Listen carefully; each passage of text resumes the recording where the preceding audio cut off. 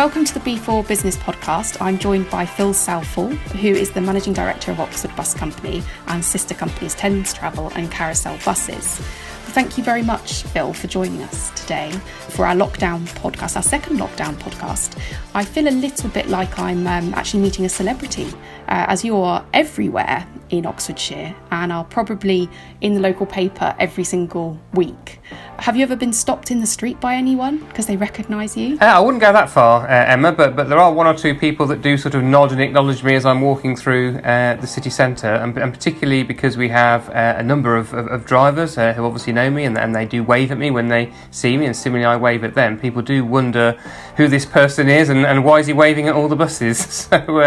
So yes, but I haven't had it where people have actually stopped me and said, "Oh, pleased to meet you" or anything like that. But you do see, I think that people do know who I am. As I'm going about my daily business. You're going to get that all the time now, Phil. You've been warned. So we're still in lockdown, and I don't know about you, but I'd much prefer to do this on a bus. So we're going to do the next best thing. I've changed my background to the interior of a bus. The question is, Phil, do you know what bus that is? That was hugely impressive, Emma. But no, that's actually one of our Volvo B10 buses that we had in 1999, and we actually got rid of them about 7 or 8 years ago, if not longer. So that's a part of our history. That one is, Emma. But well done for trying. Well, that is incredible bus knowledge. Thank you. It's very clear that you love your job. What is it that you most enjoy? Well, really, the thing I love the most is that no 2 days are the same. So every time I walk into the office, I really don't know what's going to present itself that day. I think the range of activities as well that you get involved in as a bus company is massive, because you have to influence a huge range of people. So I take on lots of extracurricular activities, should we say. So, for example, I'm the president of the Oxford Chamber of Commerce. I sit on the Economic Heartland Strategic Transport Forum, which looks at transport matters across the Oxford to Cambridge arc. I chair something called the Oxfordshire Strategic Transport Forum that aims to work with the County Council and the Growth Board on public transport matters. That's not just buses, but trains and active travel as well. Of course, I get involved in B4 and the Oxfordshire Voice project, so that helps as well. And also as an industry, I'm also the regional chair for the Confederation of Passenger Transport for the London and the South East region as well. So I have to strike a balance between doing this extracurricular activity and doing the day job as well. But I do enjoy getting involved in all these different areas to try and influence opinion to make sure that we can deliver the best service possible for the citizens of Oxford and Oxfordshire. I actually remember seeing you at a plaque unveiling at Redbridge Park and Ride. Have you unveiled many things in your time? No, is the answer to that, but that was a heartwarming moment, because I think it was recognition. It is very unusual for a park and ride site to receive that blue plaque recognition. So that was a project by the Oxford Civic Society, actually, who wanted to recognise how innovative the first park and ride in the country was when it was launched back in 1973.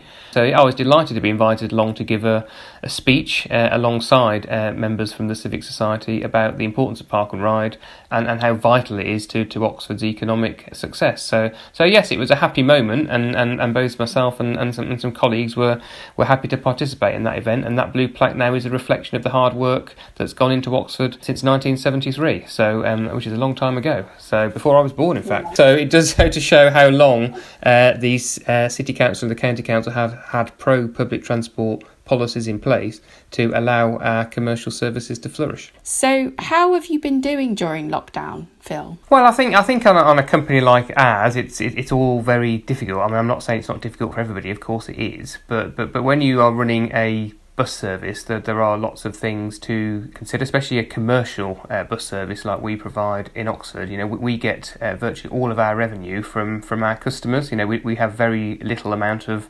contract work.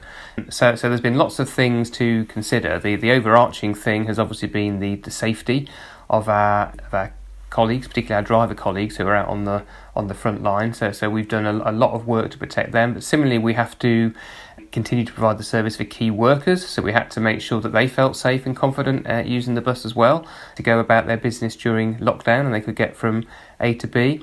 And similarly, we've had to, like a lot of other companies, furlough a lot of colleagues as well. So at the height of the lockdown, we had around 60% of our workforce furloughed. And of course, we had to also take about 150 buses out of service as well. So it has been quite an ordeal for us, as it has been for everybody else. But now we're hoping to be coming out of this and giving people confidence to return to normal. Well, your employees have been really fantastic and have been keeping Oxfordshire moving. And I'm sure we'd all like to thank them very much for what they've done during this crisis. One of the aspects I miss personally about travelling by bus is the random conversations that I have with people, and also things like putting my hand out to when you're waiting for a bus for them to stop. There's little things like that I really miss. I wondered what you and maybe what other customers are actually saying that they miss about travelling by bus. I mean, I think the thing is, it's all a bit awkward, isn't it, with the social distancing? I think people are not quite sure how to behave, especially in an enclosed environment like a bus. But I think what customers are reporting to us is that they do miss being able to have a chat with the driver as well. So whilst we provided a protective perspex screen for our drivers to provide a barrier between them and customers, they don't really like that, which is why our buses don't normally have those screens. A couple of them do for safety reasons, in case we ever have to use them in areas where we have any unrest at any time, but that's very much a precaution. Most of our buses don't have screens normally, so I think customers are missing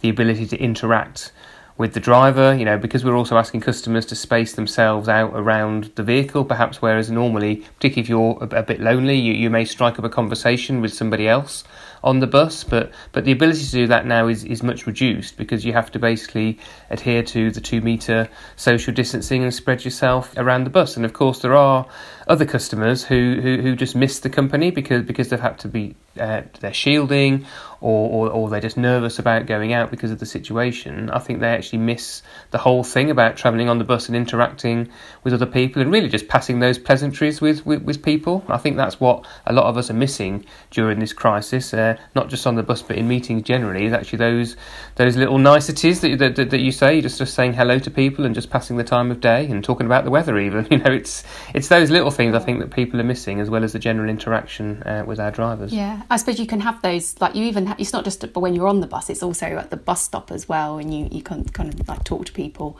which is nice. So, Phil, you have over 20 years' experience in the bus industry, is that right? Yes, I started off as a management trainee on the Isle of Wight in 1998, so that seems a long time ago now. And how has it been leading during this pandemic, which is unprecedented? Have you found it challenging? Yes, I mean, it's fair to say that this has been one of the most challenging periods of my 20-year career in the buses. This is certainly something that there isn't a textbook to refer to, and when you're trying to resolve matters as they come up. But what I have been incredibly proud of is how the team has responded to this, and that's not just the drivers on the front line, who obviously played a really important role in getting key workers from where they want to get to, but also engineers who have prepared vehicles or delicensed vehicles accordingly, people behind the scenes who have arranged furlough agreements, for example, for people who are off and keeping them informed about what's going on. We've had to put in different pay arrangements, so the payroll team has played an outstanding effort in all of this as well as the operations supervisors and controllers who have kept services going throughout all of this. So whatever role people have been playing in the company, they really have come together to continue to deliver the best service we can in what are really extremely challenging circumstances. And we've also had people concerned about coming to work and reassuring them that we are providing them with a safe environment, issuing of personal protective equipment. All of that has been a real challenge to us. But I'm pleased to say that the team has risen to the challenge, and we believe that we've continued to provide the best service we can throughout this crisis, and the feedback we've had from customers has been excellent. That's an incredible achievement for you and the rest of your team. And I'm not surprised, really. I've always found that you've got exceptionally customer-focused bus drivers and other employees. And I think you attained something like 96% customer satisfaction in the national survey for buses. How have you managed to do that? And do you think that that is going to be essential to help get people back to travelling by bus after lockdown? I think that's absolutely right. So the survey you were referring to is one that's done annually by Transport Focus. We have consistently got over 90% of customers satisfied or very satisfied by the service we provide, and we did actually get a record score this year with 96% satisfaction on our park and ride services in Oxford. So yes, I'm very proud of our drivers, and they do an outstanding job day in, day out. We do take feedback from that survey where we can improve. So information on the bus, for example, has been an area where we have been pointed out for improvement before, so that's why we put on the side of the buses more information about fares before you get on. We've given people more choice in what fare options are available to them. Just last weekend we launched something called Free Flow, which is a tap on tap off solution, a bit like if you use your credit and debit card in London where you get some capping for the journeys that you make. That's now live on all of our buses in Oxford. So the service that our drivers provide and the interactions on the bus is an absolutely critical part of giving people the best experience we can. So we are proud to achieve those scores, and we come out at the higher end consistently. So our drivers do provide one of the better services in the country, if not the best. Even though we've been in lockdown, a lot seems to have happened at Oxford Bus Company. It was really sad to see Pick Me Up stop, but it is exciting to hear of things like you mentioned about Free Flow. Do you think we may see something like Pick Me Up come back though, because of the need to have fewer cars on the road, and it seems to be something that was almost ahead of its time in a way? So yes, it really is unfortunate that the Pick Me Up service had to finish on the 20th of June. The reason that service came about was because of engagement with businesses in the eastern bit of Oxford, what we call the Eastern Arc, who were telling us that around the ring road connectivity wasn't as good as it could be for them to achieve the modal shift that they wanted. So it was an initial pilot for 2 years. We've learned a great amount in that 2 years about what are the right ingredients for that sort of service. And unfortunately, the coronavirus issues really were the final thing that meant we couldn't continue to operate it for now. But we have worked with Oxfordshire County Council to put some bids into something called the Rural Mobility Fund to the DfT. They were submitted in early June, and we hope to hear about that over the summer, about whether we can bring Pick Me Up back in a different form, what we call a sort of donut scheme, where we go out further into the rural areas and use the park and ride sites in Oxford as mobility hubs, really, where they can change and get onto the conventional buses whilst providing a flexible service to the rural areas and the suburban areas around Oxford. But in addition to Pick Me Up, we do continue to look, as we say, at Free Flow, the contactless solution where you can tap in and tap out and get capping. But we've also done some charity things as well. So we also launched our Oxfordshire Sure Start bus, which is part of our annual Brand the Bus competition. We launched that within the last month as well, and that's now going around Oxford promoting the good work that charity does. I know the environment is also something that's really important to you. And I've heard about you having bees, I think, at your site in Oxford, your depot in Oxford. And you've got solar roofs there as well to generate green energy. Is there anything else? I mean, you obviously do a lot for the community, like you've just mentioned, and that. Is there other things that maybe people don't know that you do? Yes, we do a lot for the environment. So the bees that you mentioned was an initiative from one of our operations controllers, actually, who has his own bees, and he thought it was a good idea to have our own hive behind the bus wash, actually. And we did actually produce 27 jars of honey that we sold for charity earlier this year. So that was really good. The solar panels have been there for around about 4 years now, I think, and that was done with the low carbon hub, and we were the first to do it. We actually got a letter from David Cameron to say thank you very much for being so innovative as a company, and that was whereby the low carbon hub pays for the solar panels, and obviously we then generate some power that they can then sell on to make an income for themselves, and we as well get the benefit of cheaper eco-friendly power, and we become self-sufficient actually on a Sunday, for example, and that power now also recharges a battery storage facility for the one electric bus we've got at the moment. So it's a really good initiative. So any opportunity we get to be greener, we are very much taking it. So Phil, what do you think of the future of buses? Do you think the city may change because of the virus and the new funding? Well, I think it is going to be challenging for everybody that was travelling by bus before the coronavirus struck in March to come back. Anecdotal feedback and surveys that have been undertaken to date are indicating that perhaps up to 20% of people may not come back, and that's because either they're working from home, more, or they've found another way of travelling. There are a variety of reasons, but I think getting back to the levels we had before is going to be a challenge. But we are going to have to put a heroic effort in to give people confidence to come back to using the buses, because our vision for the future, along with our local authority partners at Oxford City Council and Oxford County Council, is to move to a zero emission fleet initially. And the cost of those buses is quite expensive. So an average double-decker may cost £220,000, for example, but a zero-emission double-decker may cost about £450,000 if it's electric, and even north of £500,000 if it's hydrogen.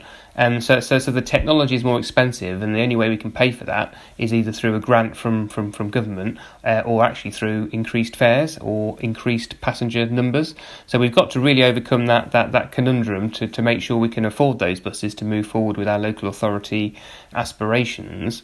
And that process, if it can be accelerated, we would hope would be complete by the late 2020s.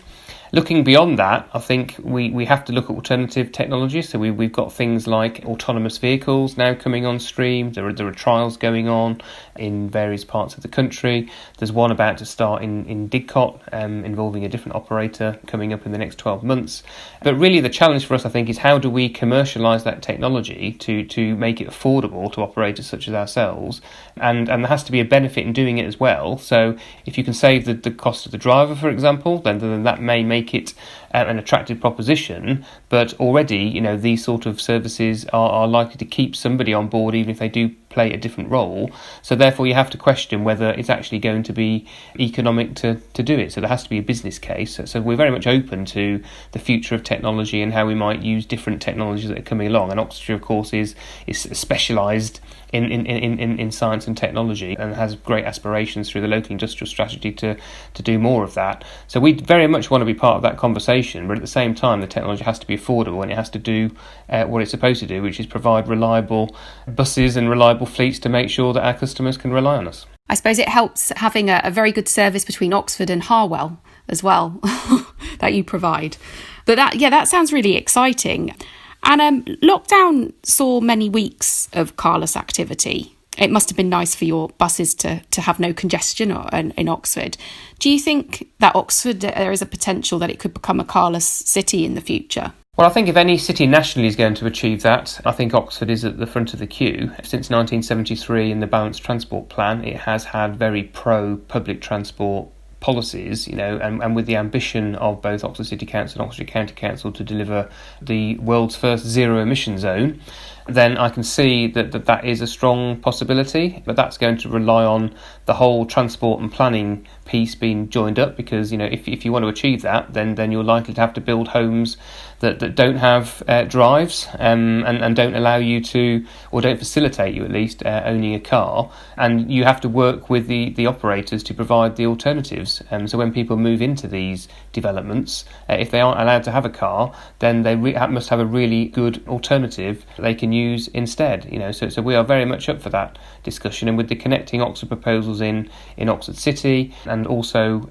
we're looking to try and solve the rural mobility problem through providing alternative solutions, which again we can work with the county council on that. By providing people with those real alternatives, we would hope that we can one day achieve a completely carless city, or at least people leaving their cars on the edge of the city and don't have to come into the centre. We saw a lot more people cycling and people walking. Do you think that it's possible currently that all these forms of transport can coexist? Is there enough room for everyone? So for cyclists, for buses, for cars, etc.? Well, I think what we do know in Oxford is that road space is very scarce. So I think there is going to have to be a reallocation of road space. You mentioned earlier about punctuality and reliability. So during lockdown, we have achieved over 95% punctuality on our buses. So it just goes to show, if the car traffic wasn't there, what we can achieve for our customers. So yes, I do believe that there is scope to do more, and I certainly think that the promotion of active travel as one concept, which is walking, cycling and public transport, is the way forward. There is no reason that if there is more car restraint that we can't coexist peacefully with walking, cycling and public transport using the road space together. It's entirely possible to have a segregated cycle lane and a segregated bus lane on at least some of the roads in Oxford. There are some pinch points where that's not possible, but I'm confident that if you reduce the traffic volumes by not having the cars there, that buses and cycles can peacefully coexist together.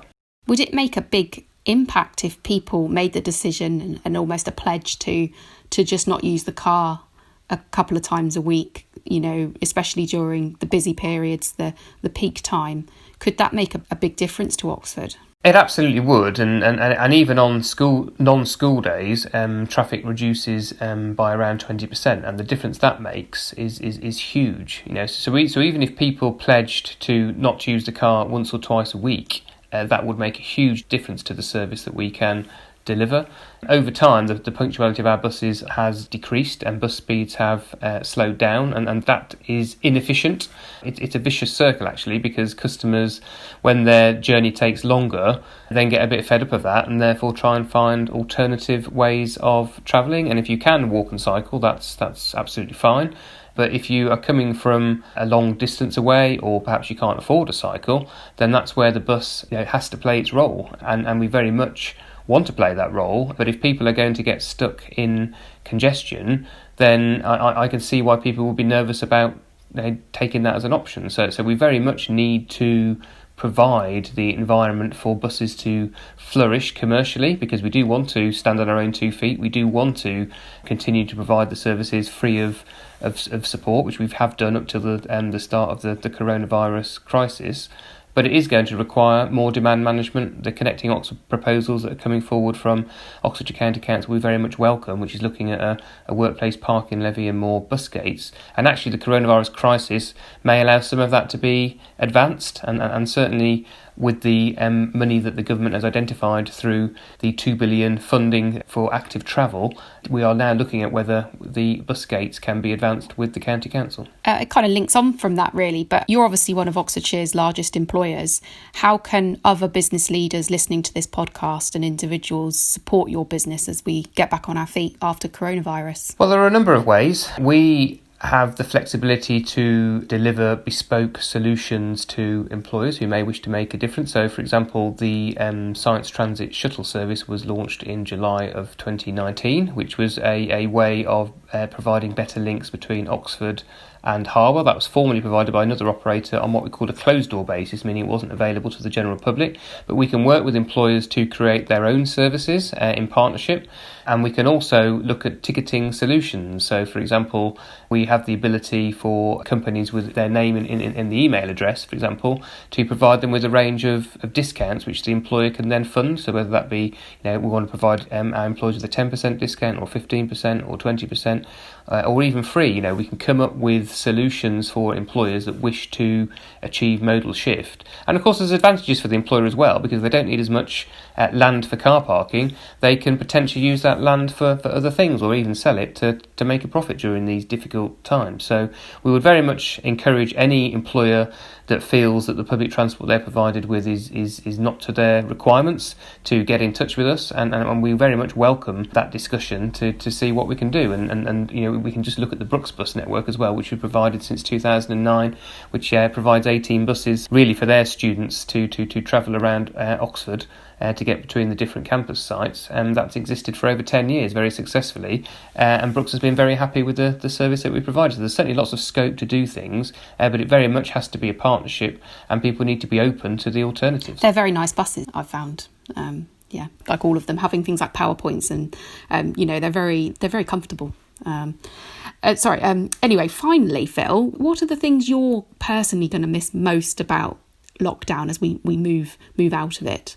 Well, hopefully we can retain all the benefits that we've had during lockdown. As I say, I've been very proud of the way that our colleagues, or my colleagues, have responded to the crisis. We have worked very closely with our trade union, for example, on temporarily altering the working arrangements, and that's worked very successfully.